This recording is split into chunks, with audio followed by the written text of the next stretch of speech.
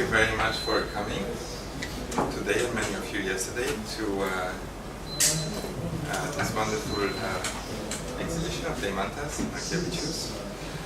We're going to make it rather informal because it's a Saturday afternoon, so I think the main purpose of this discussion is for the audience in Hong Kong to get to know Deimantas better, to have more of an insight of his work, of his background, of the references that he operates with and that inform the films on view. So it is indeed to offer this kind of contextual data that is, we believe, not necessarily not essential for receiving the work, but certainly helpful in the process of getting closer to the artistic process behind them. So I will start with, maybe because of the rather provocative title of the exhibition, about films, and provocative because it might seem the most direct title that I could think of, but as claimed in the text of the exhibition, it is not particularly accurate, because the exhibition is in fact not really about films.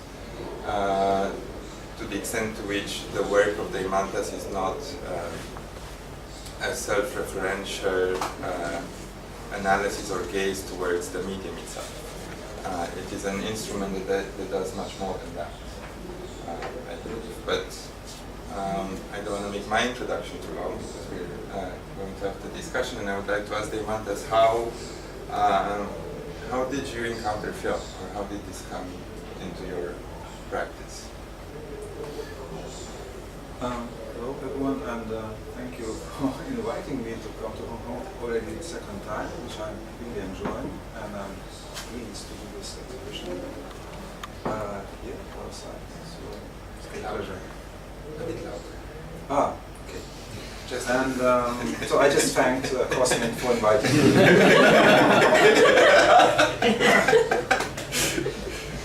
And my encounter with this film, as probably most of my generation in East Europe, of course, was through television. So television in the late 60s, early 70s, when I was a kid, was something really exciting. That was really the kind of outside world is that this box which arrived to home. Our home, it arrived when I was 4. I really remember the time when it arrived. It really opened this kind of, the world started to be media. Before it was kind of radio, books, of course, but generation of my parents. But I think it's first generation in the Soviet Union, which was really grow with media, what we consider media, electronic media. And that, I think, these years since I was 4 till my studies was very influential, mainly starting with television, later going to the cinemas when I was in school or a student. Because the films which we have seen on the television, mostly produced in Soviet Union, and the different parts of Soviet Union, which are now split into different countries, were very rich. The language of the Soviet cinematic language is very rich. It's really, I would say, experimental. So that even went to the everyday image. So like newsreels, TV programs were, compared to now, were really experimental. The way it was cut, the way it was edited, it was really kind of, I would say, coming back to 20s avant-garde or something. Yeah, that's cool. That's cool to the very popular media. So that was my first encounter with moving image in films. Well, because you mentioned obviously the start and experience in the Soviet times, I'll ask a question that a subject that I think was opened and probably like marked a good part of your career, and I would bring myself in as well, mine as well, because we both hail from the same region of Europe, from Eastern Europe, that is probably more than a region, but for a good part after 89 or 91 in your case, became almost a genre itself, a genre of Eastern European art with its own networks and with a set of with a vocabulary, with a set of expectations on behalf of the global art. So I would like to ask you from this perspective, how did your evolution as an artist was influenced by growing up in the Soviet Union and then finding yourself in this realm of Eastern European art, and then in your case and in the case of other artists, but certainly not of all the artists in your generation, making a step further or a lateral step of stepping out of that networks and of that genre. How did that inform your work? Well, this kind of the wave of soft revolutions in Central and Eastern Europe caught me when I was third-year student. I mean, I did study a little bit later, not starting from 18, but so I was in academy, and actually we stopped going to the lectures. We went to the streets. So that was the main change, because we thought that life is happening more there than in the classes. And suddenly, immediately after 1 year of this euphoria, coming back to the school, to the academy, it was completely different. First of all, it was completely different education. There was not this rigid politicized line. I mean, the Marxism was out of, which is actually quite sad. It was too early. Yeah, but I mean, there was not this kind of strict, para-academic, this sort of realist, art-based education, copying nature and so on.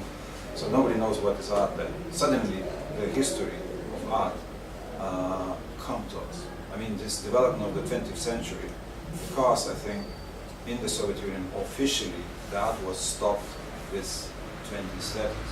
So after all the developments after the 20s, 30s were kind of not really discussed openly, but not in the part of the programs of education. So it suddenly came. I mean, and you thought, well, it's all done. What you can do, it's all done. You cannot do anything. You cannot influence. At the same time, there was a big attention for the so-called Soviet or post-Soviet art.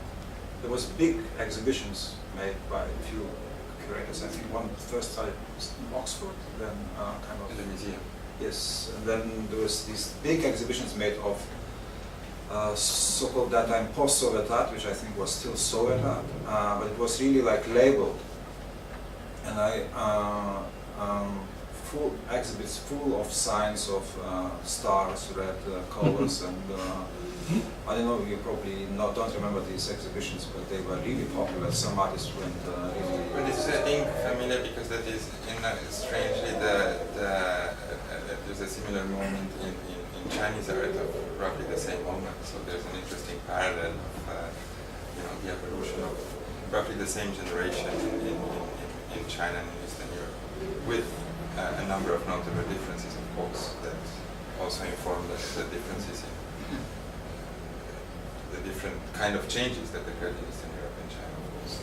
No, I've seen few artists, Chinese artists, showing internationally who are kind of stressing their identity.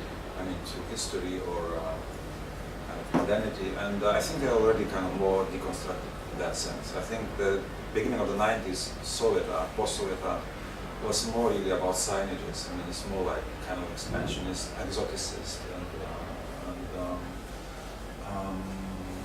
yeah, not very critical about it. I mean, there was like really loud art, like about poverty, about but it's not critical. I mean, it's not deconstructing the kind of means of what they're using. The signages were kind of the same as they were used in the underground sort of art in the Soviet era, which is kind of underground. Anyway, but what I'm not wanted to say at that moment, what you use the term East Europe, that term didn't exist then. There was Warsaw Pact.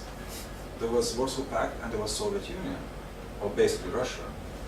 I mean, these terms which we are operating now, they really kind of invented during the 90s or even later. I mean, it's a political term, Eastern Europe now. I mean, then it was only geographic and merely used. So what we find out, our generation, in that particular period, that we are on the kind of wide territory, this erased history. So the tough 20th century took out history from us, and art history as well. We are what, nobody on art history, and not much in the history itself. So we had to recreate our national narratives, and to start something. At that moment, I did locally, I mean in my country, statement which was very rude to my older colleagues, but I wouldn't do that again, but I did openly say, because there was no circumstances for free exchange of ideas, there was no possibilities to travel, so there was no art. You had no art, you've been not artists. You've been service for the state, the designers of the political designers. Well, that was very rude of me, but in a way I think it was very, or partly true. And we had to reinvent art history. I mean, of course, referring to the practices from outside and ideas from outside, mainly to what we would refer locally, I mean, like from our own perspectives. Of course, some artists, and they were successful, I mean, in the Central Europe, they started to refer to the main trends of the contemporary art, basically to the conceptual, or the Zari, or the minimal art, and they became successful, I mean, like, connected to that kind of modernity. And, but some others, I think, it took more time to appear for those artists on the scene, really revisited their history. And the art history, I think, was very poor in these countries. I mean, except the official art. And the thing what we could refer on was history. So history became a narrative which you can start to deconstruct. I mean, I did, and some of my colleagues did. And so other spheres of the life, like design, architecture, fashion design, music, was more kind of source for inspiration than history itself. I mean, than the art history itself. Because, you know, the statement of the artists in the Soviet times not being artists but servicing the regime and being designers of the ideology of the regime, don't you think that in a different way applies to us and to you maybe as well? With what we do today? I think they were very creative people as well. I mean, this is another thing. You are not artists, but they were very creative sometimes. Sometimes yes. Not. I mean, you know, the nuances came later, but no, but in the sense that, you know, what we do is also we service and we create an, you know, self-serving image for the regime that facilitates, you know, this situation of having this kind of institution in Hong Kong, of you being here, of me being here, of, you know, our audiences hailing from different places and coming together under this language of contemporary art. Isn't this, you know, also an image of the kind of economy and society that we live in today? And, you know, isn't this in the same way, you know, serving that image of a society? I mean, the same way in which the Soviet Union was, you know, glorifying the working classes, and that was reflected in painting that was doing just that. Our economic and political system glorifies movement and flexibility and circulation and de-essentialization, and that is exactly the kind of forms that we find in today's art, in what we call contemporary art. So, you know, maybe provocatively as well, but isn't, you know, even if the two regimes may not be the same, but the kind of relationship between artist and the regime might be analogous. No. Of course, you can make parallels because we are in relation to the power structures. You know, well, it's one power structure, it's another power structure. It's one economic power structure, there was political power structure, and of course, it's only in relation. I mean, it's relative, and there could be parallels, but I think also some fundamental differences. I mean, first of all, I think during this former regime, you could not discuss, you could not compare different practices. The practices was given upon you could kind of add to it your own sort of style, but not your own statement. I mean, talking about the official art, or then later kind of more or less liberal art. And then the visual arts. Maybe some other media, especially music, was much more free, at least in Soviet Union. Film, I would say, was also more free. But visual art was very regulated and controlled. I mean, controlled by, I mean, I can't imagine somebody, a group of people, maybe very respected, coming to my studio and saying, you know, you should do this way. Did it happen? I mean, that was very normal because so many. No, but did it happen to you? Were you already in that? No, to my older colleagues. I mean, yeah. during the Soviet, but it was very normal. You know, like the representatives of the artist union is coming and checking the kind of how your artistic life is. I mean, how your practice is going. You know? So, I think there is limits or the differences where kind of your rights are obeyed and where it's not, your personal kind of individual rights, individual freedom, you know, and or certain. So I wouldn't say, I wouldn't do a parallel. I mean, it would be probably not fair. So you mentioned that history became the matter of work for your entire generation, and then certainly for you as well, and this is something that we can see very well in the exhibition. But I think it's interesting that the three films deal with it in very different ways, because the first film, The Role of a Lifetime, is in a way an anti-statement for that, because it almost proclaims the impossibility of recreating history in film, or the impossibility of bringing these two realms that are unstable, both unstable, the realm of film and the realm of history, and bringing them together is again impossible. Then in Disappearance of a Tribe, you have history there. It's the materials are pure history, you can say, and the challenge is to bring it in filmic matter. The challenge is to bring it into the realm of cinema. Whereas in Restricted Sensation, you are actually recreating or trying to recreate a historical era. So almost the opposite of the Disappearance of a Tribe in terms of relationship between history and film.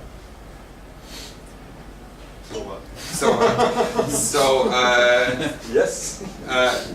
You know, how does this work for you? How can you, well, the first one, it's maybe easy, but I'll ask another question later, or it's from this point of view. But how can you recreate an era in Restricted Sensation? Like, what does it entail? Especially an era that you lived yourself. And then, how do you bring something that is so historical, something that is quite alien to your own persona, The Disappearance of a Tribe, the second film, Downstairs? How do you bring that into, the cinematic realm that, by definition has to have relations with the present as well? Well, I mean, again, starting from the first film in the exhibition, I mean, which is based on the conversation I had with English filmmaker Peter Watkins, which is edited as a monologue of his, and he is talking about what is representation within moving image or film. And even he's considered to be a beginner of cinematic reenactments. This Culloden or the war game, even the Forgotten Faces, probably that's the first kind of very clear reenactment in the cinema. That's 59 already, and I mean he's a pioneer of many things. But anyway, I talked to him about this kind of. Okay. Just a little. All right. I talked about his kind of. I mean, he's already like 70 something, 80 maybe now, and he had already entire his life in the film, and how he would define the film, and what he considers to be a documentary film or representation of the film. And finally, I find out. I mean, and I think it's kind of obvious in that because it's all very subjective. So it all goes through the personality. I mean, through the ethics. So ethics, kind of individual ethics, sort of, is the main kind of code to personalize history. So you are ethical towards what you know, and you are ethical with what you do in the way you present it. So there is no other way, and he calls it responsibility. So this first film, I mean, The Role of a Lifetime, it's edited in a way that's already 10 years ago, 2002, 2003, through the Peter Watkins explanation of what he understands about film. I edited it in a way what I thought about that time. I was very rude in a way, but I think I was also very ethical to what, I mean, I think it's very respectful kind of edit of his kind of view on film. And Did you this see it? What? Did he see it? Yeah. Yes. And? Well, I mean, he's never happy. He's that kind of person. I mean, this is why he has what has driven him to make this kind of extraordinary films, you know, extremely experimental because of his character. But I mean, he's never happy. But once, I think one of his representatives, I think he never had a really long-term working person with him, asked me to include his this film into the kind of DVD set of his filmography as extra to the war game, I think. And, but then I didn't agree with that because I still, it was very, film was just made. I didn't want to kind of make this sort of cinematic kind of, you know, it's not really, I would consider this still video installation. Yeah. And it didn't work. And then 2 years later he said, well, your decision was so good because this man from Canada is so bad, you know, like, I mean, whatever, you know. So he definitely saw he did see the film, and he did. And then there's, in the middle, there's The Role of a Lifetime. It's my kind of homage to Disappearance of a Tribe. There's my kind of homage to probably a little bit what I was saying at the very beginning, to this disappearing media. I mean, I was saying about television, black and white television, and a certain kind of style of which were, the images were kind of constructed in the television of the 70s in the Soviet Union. So this, my attention is to the homemade photography, the amateur photography, which was still very different, I mean, extremely different how images are circulating now.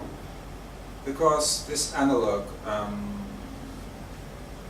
images made by the people themselves in the rooms, back rooms, and it's really like all this kind of entire circle structure. You know, they buy materials in the shops and they photograph. They buy cameras, they photograph, they develop, they set they pose for their friends, they give camera to other ones and explain how they want to see themselves in the images. This is really a big attention to the particular moment. This is all about, I think, analog culture, analog image-making culture. This is importance given to the moment. Of course, it comes from the early photography when there are weddings only, or funerals, or newborn babies photographed.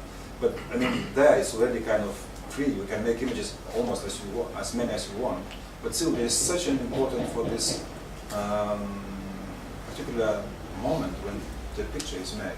So this kind of difference of attention to the moment, and with the digital image making, which is even it is a single image like photography or video, it's all about recording. So recording is not moment, it's more about flow. And this disappearing culture of importance given to the moment. So disappearance of a tribe is not about the disappearance people who are gone. I mean, people always die. But this disappearance of this particular culture of self-representation at a certain period, like starting from late 30s, 40s till 80s. So that's the time of where the images are. Yeah. And they are taken from my family archive, so there is kind of a storyline. But for me, it was this construction of images through kind of black and white homemade photography. And the third film is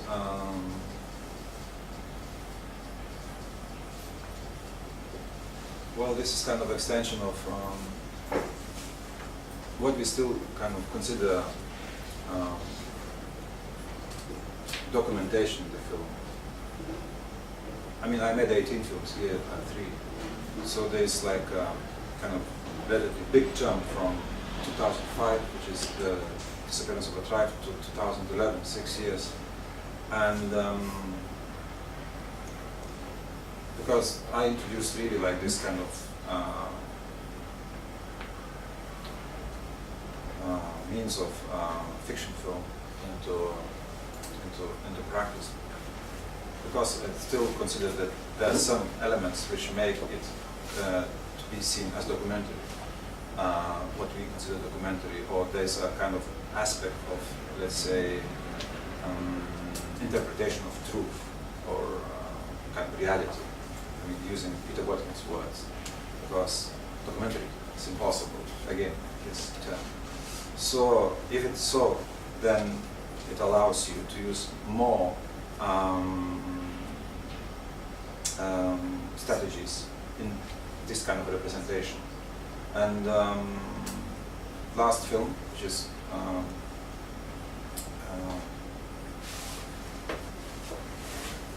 in this exhibition, and also it is my last film I did.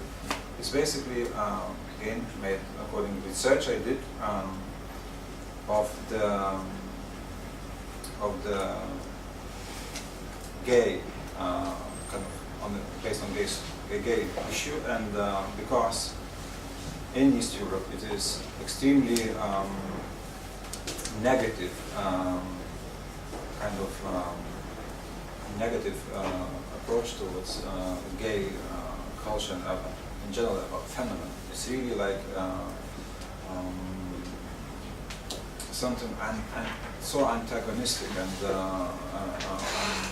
kind of really hard to understand why it is. So I went to do this research and to see why and when this kind of negative came. I mean, and I think very important was for that two things. First of all, it's Catholicism, like because of the kind of traditional setup of the family. But ironically, also Soviet era, which was very much anti-religious, was during that time was criminal. The gay homosexuality was criminalized, and that made me so kind of fascinated, because I saw parallels in just for persons, for certain people being kind of homosexuals, excluded from the society, and very similar to the culture or political residence. So basically they, like the political residents equally or very similar to a gay people were driven out completely their civil rights. So up to they couldn't defend themselves in the courts. So I mean, and yeah. So then, according some sort of witnesses, I wrote this script and tried to recreate atmosphere of the 70s on the example of this young artist, young kind of director, theater kind of assistant of the director, and as the probably metaphor for otherness in general within kind of certain political circumstances. And for me, first of all, this film is not about probably gay issue. It's about being an individual artist, being a creative individual, with the example of a homosexual. And also here is in the film, it is even not really clear if the main character is homosexual. It's sort of it's unimportant. It's not even important at the end. Well, at the end, it's not the most important thing. It's most about how you consider somebody, you know, how you categorize somebody, and how you give this kind of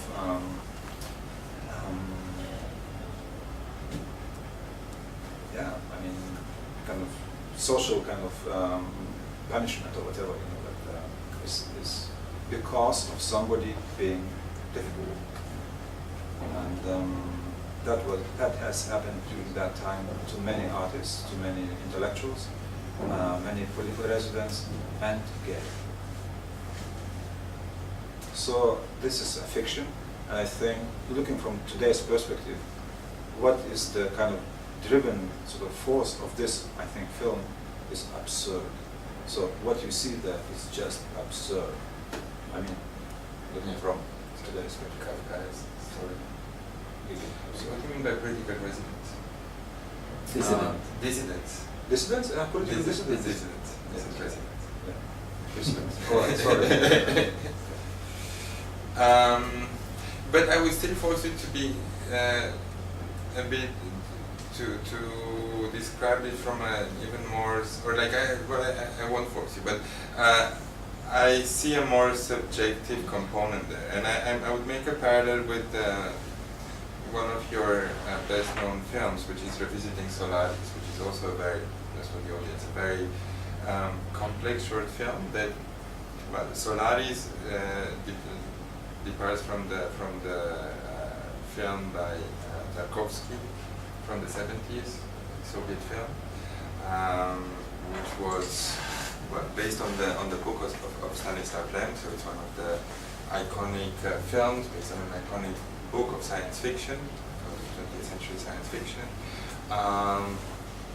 And Deimantas' video brings the main actor from this iconic film, who was actually Lithuanian, Donatas Bajonis, I think. Yes. Donatas Bajonis was, you know, a star of Soviet film, and of course he's an older gentleman now. And together they walk in the, Deimantas is in the film as well, and they walk in this very 70s setting of interior design of a building that used to be the KGB headquarters in Vilnius. Television and KGB, I mean, yes. Yeah, so an organ of repression. But the film also contains like early 20th century drawings of a Lithuanian artist, photographs of Čiurlionis. But so it is again a collage of many issues of a historical change of a projected future that is of a projected future of the 70s that was sublimated in the science fiction of the time, but was also reflecting the goals of that society that was lost. The actual setting where they talk to each other is also a reflection of that vision of the future with this modernist design, but also with the failures of that of that era. And it also has like a very personal story, because you see this actor who used to be a handsome man and was Well, still is. he still is, of course, yes, but he was indeed one of the stars of Soviet cinema, and he's now well in his 70s. I hate it. But what I'm interested in now is on your position, because Deimantas appears in the film, but his presence in that, 70s transported in a present that was imagined from the 70s, and the 70s also like brought into the actual future, is that of the contemporary perspective. Even if that was your era, and you have seen that film in a different circumstance, that the Soviet era is part of your biography, and you're not in your 20s. But still, your position in that film is that of an agent of the present, of the contemporary. You because the actor Bayonis is the one who embodies in himself both ages, and the hopes of his youth, and all the failures that happen in between. So he's the holder of that history, whereas you're present. Whereas in this film, you don't appear in the film itself, but in my view that actually puts you in a more complex position, because you are by not being present in the film as Deimantas Narkevičius, the artist of today making the film, you are much more present in that era, and that era that you reconstruct becomes more strongly embedded in your biography. I would even say that it's easier for one to speculate and to identify with the character in the film.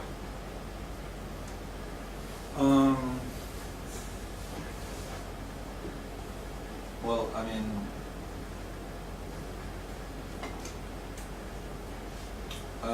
even this, as you say, I think I pay a lot of attention to recreate this 70s era, even visually.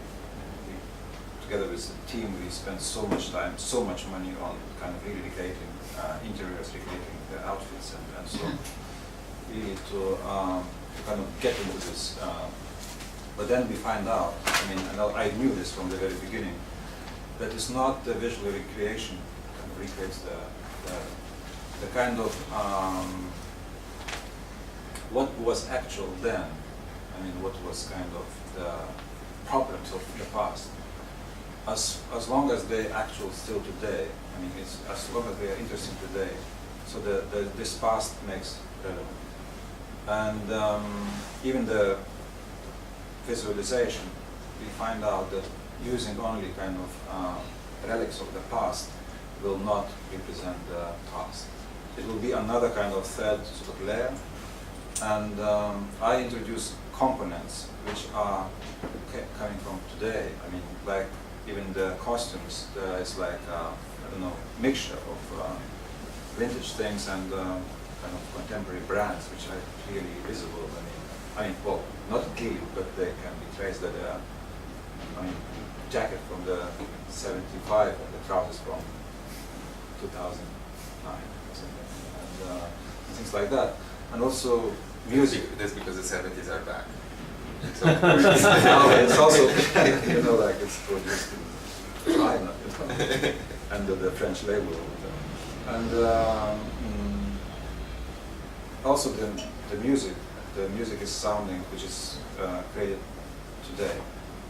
Some of the music, and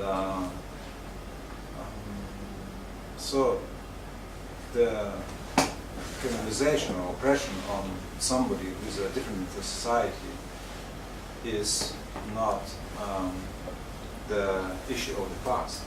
It's taking different forms today, and I think in that sense, the past is somehow actual or somehow relevant today. So the kind of Sept, social sets, social priorities, or sometimes could be seen as cliches or political correctness, is a result of the development from the past. And I think the traumas or oppressions from the recent past, like really reflected on today, and in that sense, you could see it's autobiographical because I lived in both kind of different eras, and I see so many components still there today, and besides that, the political system changed completely from socialism to capitalism, new liberalism. I think there's more capitalism there than here, in a way. I mean, what I understand about social care and the education system and so on, so I think it's more wild in East Europe now than it is in Hong Kong. And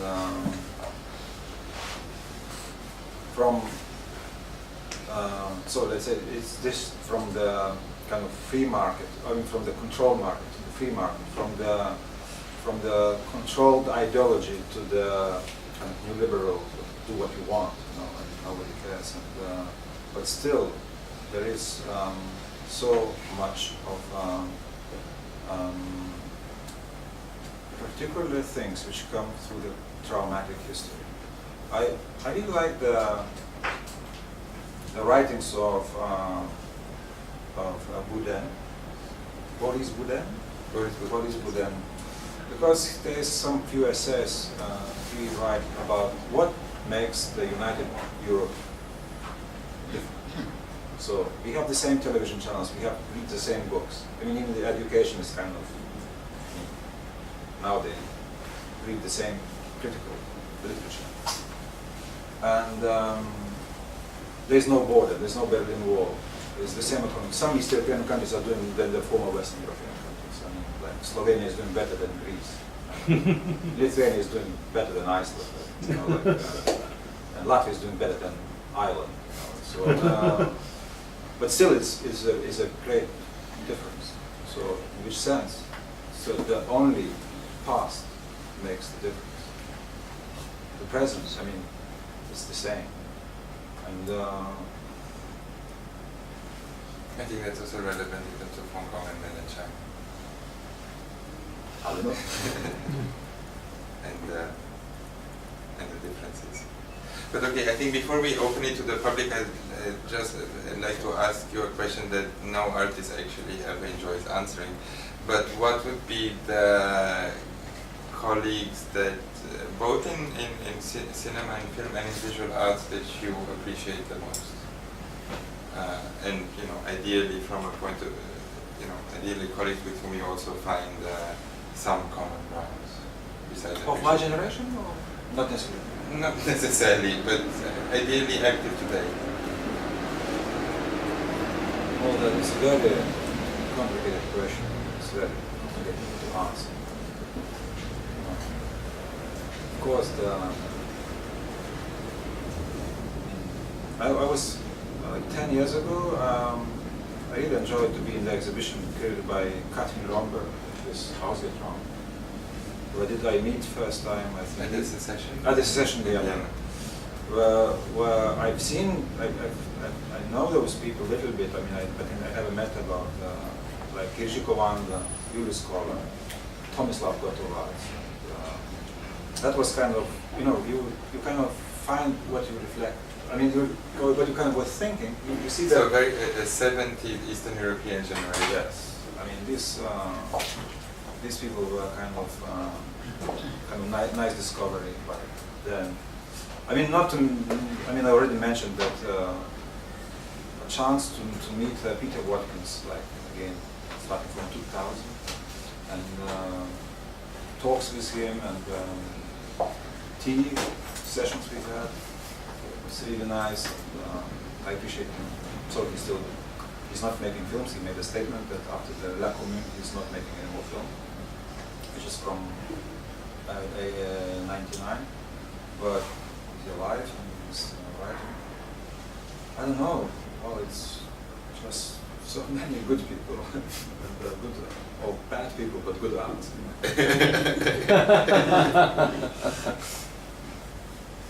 On this note, we should open it to the public if there are questions for Deimantas.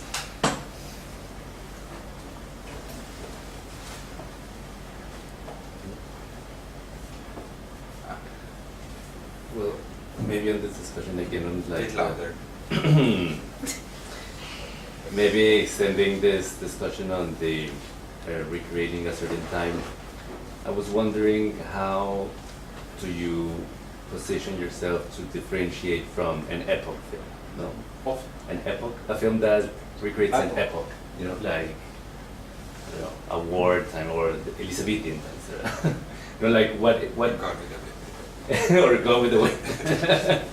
Like what, as an artist, and in your way of appropriating kind of like this form of trying to represent a certain moment, is not or is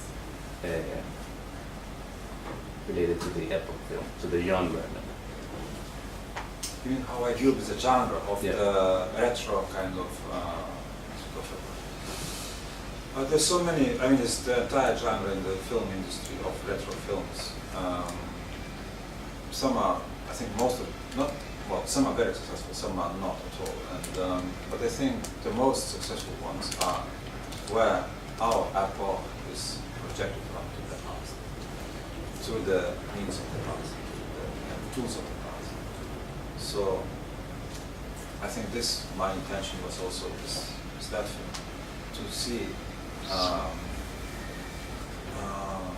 the past from the today's understanding and kind of different sensitivity approach. It was not noticed yet. It's really like the film, for example, this Aesthetic Sensation is it's very criticized in Lithuania. They did get any distribution, for example, which was a surprise for me, for kind of cinema. It was in the festivals and all possible festivals. And why is that?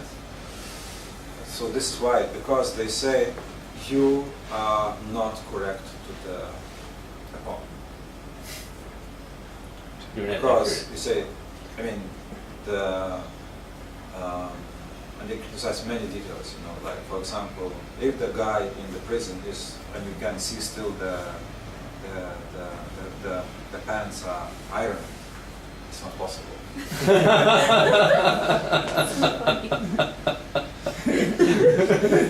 Or you have a song kind of this sort of Tropicalia at the beginning song when the guy is fixing the radio. You say like no, the people of kind of who are sort of have in conflict with the kind of officials, they would never listen To that kind of music. to that kind of music. It's not true. You cannot, but I mean this, and many, I mean like I think film people, I mean they look to, I mean they're too much into the technology of how to make films. And, but anyway, I read it with fun, this criticism, you know, because I'm so happy that these particular details made.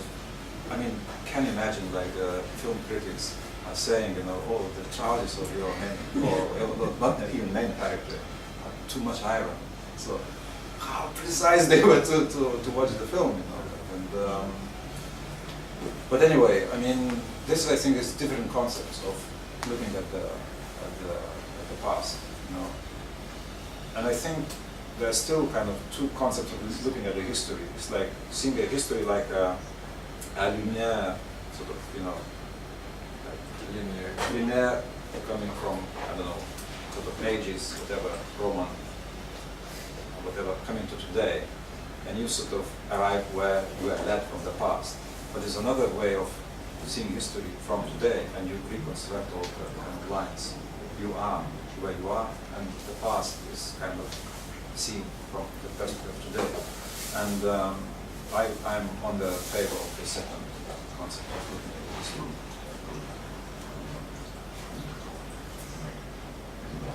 Other questions?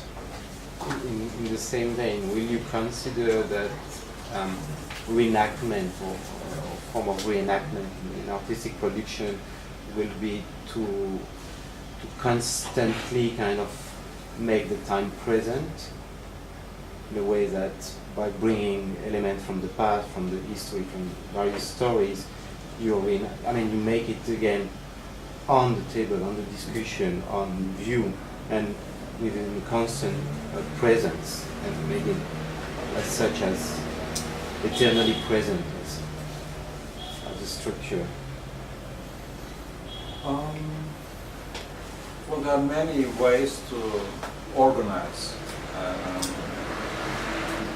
reconstruction or reenactments. There is cinematic reenactment. There is like performance as reenactment.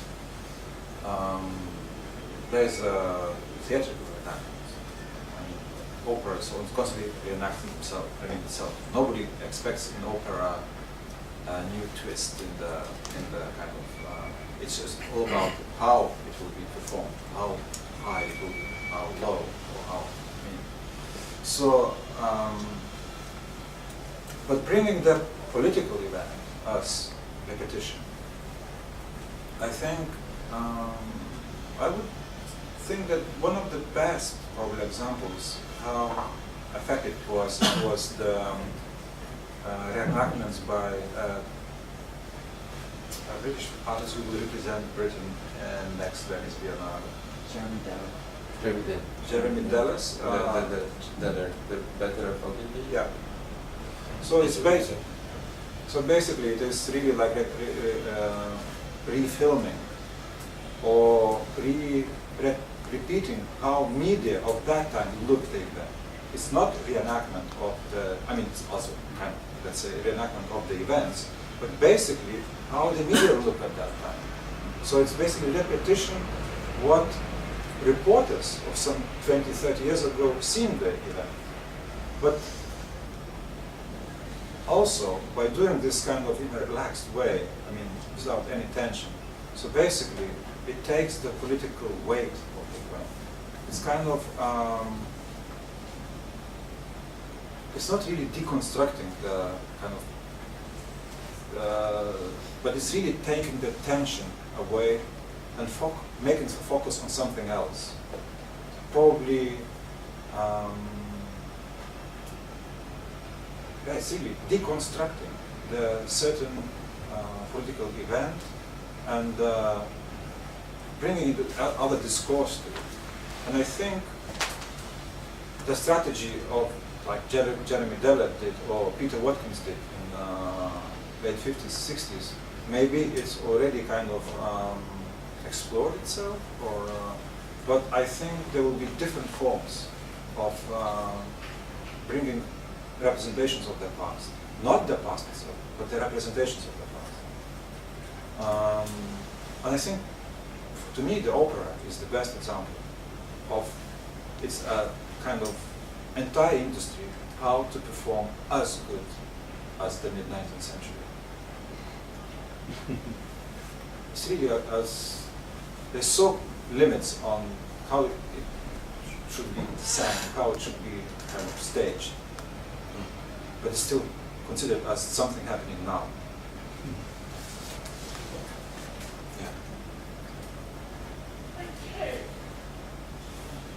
Other questions? Yes. Sure. By the way, just before my question, I'll just comment that I think opera is expanding in extraordinary ways when you have what Peter Brooks does, what William Kentridge does with opera today. I think it really is extending well beyond trying to duplicate 100 years ago better. But I was interested in the disappearance of a tribe being a disappearance of sort of curated moments, if I understood correctly. Curated, self-curated, captured moments. Self-staged? When you were talking about disappearance of a tribe, referring to the disappearance of that sort of recording of moments, which were many photographic moments. The photographic moments, which in a way were self-curated, considered moments that were constructed by the people who created them, for the most part. Yet we seem to be at a time now with sort of a narcissistic avalanche of multiple moments and multiple, recordings of everything, as much as anybody can do. And I wonder if that's going to not necessarily be so bad, but it's going to demand new ways of translating it years from now as to what this period was like. Just a different way of approaching it. And what you you thought about that, with how that may transform how one looks back. Oh, but I think as I said, I mean, it's really like different approach towards the time. The analog photography is about moment, about the importance of the moment, of that particular moment when the image is taken. I mean, how the appearance is orchestrated, we can say.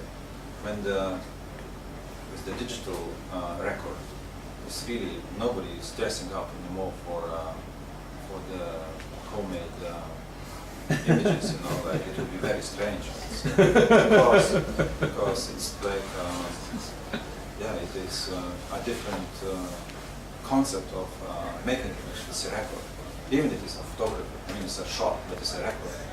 And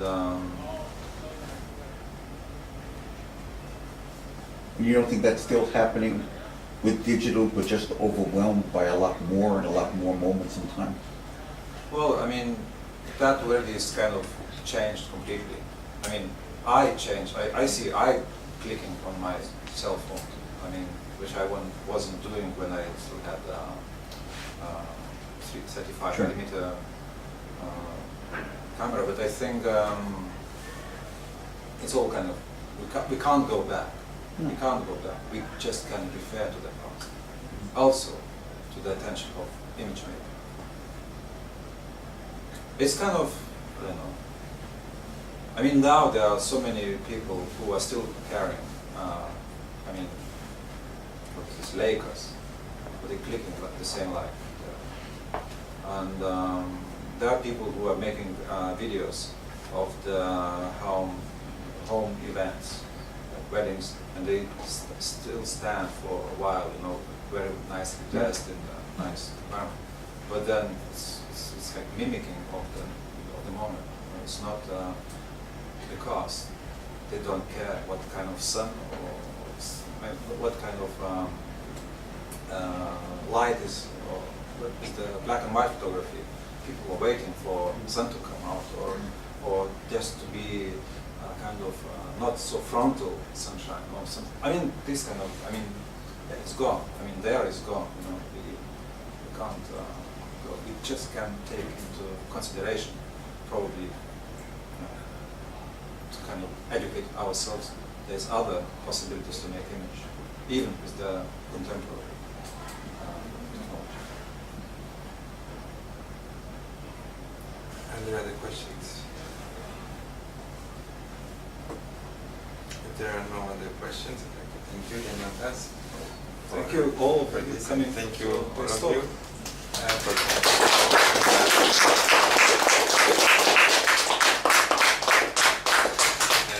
The exhibition is downstairs, so it's a good moment to see, because yesterday it was packed at the opening, so it was quite difficult to see the films.